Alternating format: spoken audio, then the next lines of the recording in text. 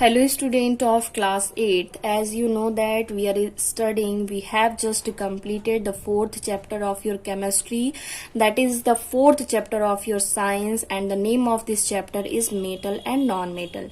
Student, आज के इस वीडियो में हमें आपका एक्सरसाइज जो है वो कंप्लीट करना है इस चैप्टर का। और इस चैप्टर में फर्स्ट हमारा जो होगा टिक द करेक्ट ऑप्शन होगा, जैसा कि आप बुक में यहाँ देख सकते हैं। Till now the number of element discovered is, how many elements is discovered till now? आपका आंसर हो जाएगा 118। द लिक्विड मेटल इज, कौन सा मेटल है जो कि लिक्विड स्टेट में होता है? स्टूडेंट याद रखेंगे, मेटल जो लिक्विड में होता है वो है मरकरी, और कौन सा ऐसा नॉन मेटल है जो कि लिक्विड में होता है? तो आपका आंसर हो जाएगा ब्रोमीन। अदर जितने भी मेटल होते हैं वो सॉलिड में होते हैं। कोई भी ऐसा मेटल नहीं है जो कि गैसियस स्टेट में होता है। केवल एक ऐसा मेटल है जो कि लिक्विड में है और वो है मरकरी। सो स्टूडेंट सेकंड का आंसर हो जाएगा मरकरी। मेटल्स आर, मेटल कैसे होते हैं? मेटल की कैरेक्टरिस्टिक, डक्टाइल भी होते हैं, मैलिएबल भी होते हैं और सोनरस भी होते हैं। इसलिए आपका आंसर ये सही हो जाएगा, all of these. Next question आपका नेक्स्ट क्वेश्चन यहां से होगा, non metallic oxide when dissolve in water form. Student यहां से मैं आपको ट्रिक बता दे रही हूं। देखिए, मेटल जो होते हैं ना, मेटल के ऑक्साइड जो होते हैं वो कैसे होते हैं? स्टूडेंट करना क्या है कि एम जो है ना, इस एम को यहां से नीचे से कवर कर देना है। क्या हो जाएगा? अब इसे साइड से हम इस साइड से देखेंगे तो बी दिखेगा। मतलब मेटल के ऑक्साइड बेसिक नेचर के होते हैं और नॉन मेटल के ऑक्साइड एसिडिक नेचर के होते हैं। इसमें काफी टाइम ये कंफ्यूजन बन जाता है, इसलिए हमने आपको ये ट्रिक बताया कि मेटल के ऑक्साइड एसिडिक नेचर के होते हैं और नॉन मेटल के ऑक्साइड मेटल के ऑक्साइड बेसिक नेचर के होते हैं और नॉन मेटल के ऑक्साइड एसिडिक नेचर के होते हैं। तो यहाँ नॉन मेटल पूछा है, इसलिए आपका आंसर हो जाएगा एसिड।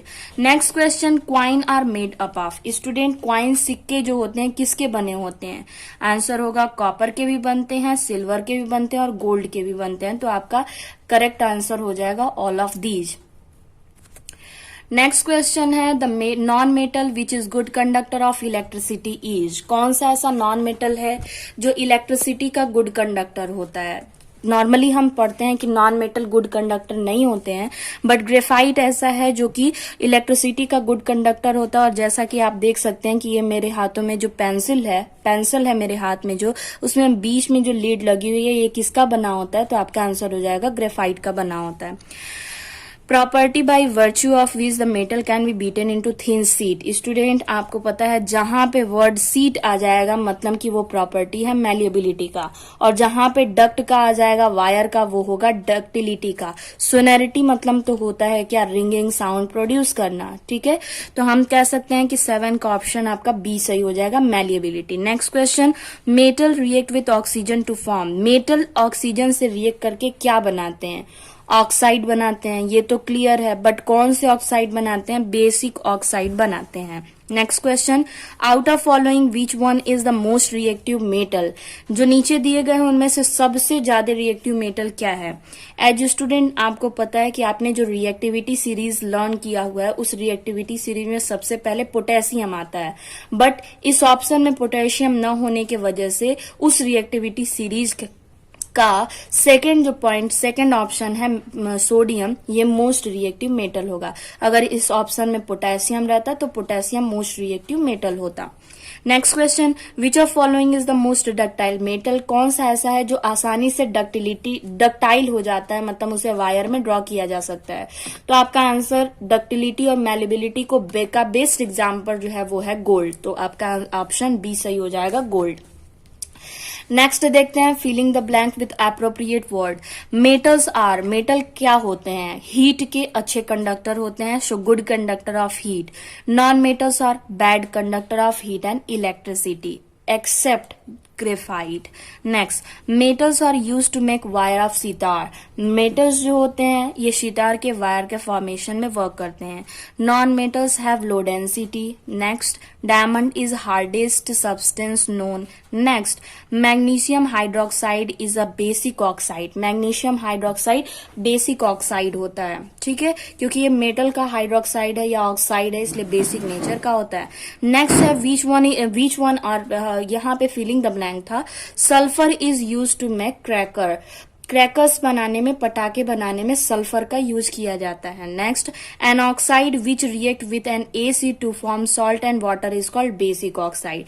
ऐसा ऑक्साइड जो कि रिएक्ट करता है एसिड से to form salt and water is called basic oxide. Clear?